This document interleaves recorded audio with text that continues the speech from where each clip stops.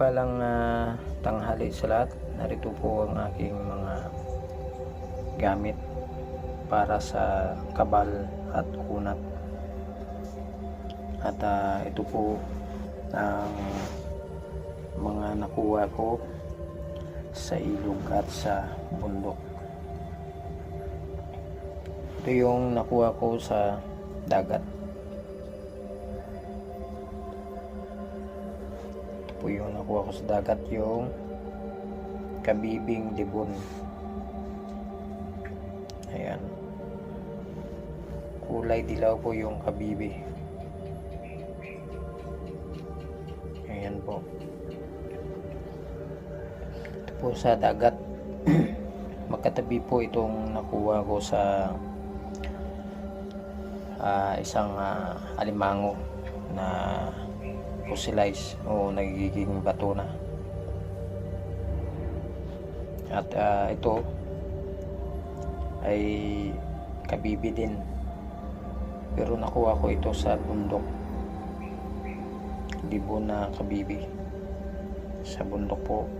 At ito'y nakasipit po ito sa bato. Kakaiba. Para naman ito sa kabal at kunat, at gamot din ito pang spiritual.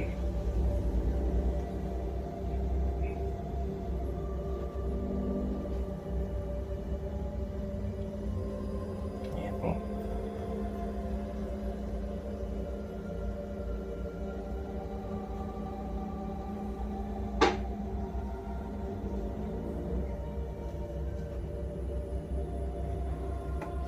At ito naman ay langka.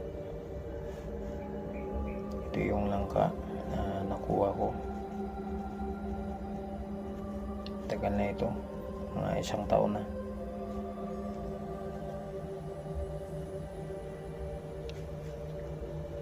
Ito ay nakuha ko sa mismo sa Kalangkaan.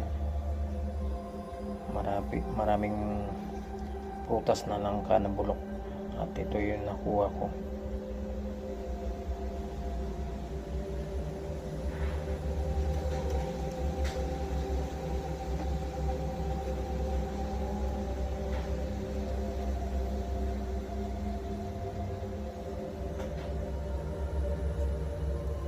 Ito ay pampaswerte sa tindahan at gamot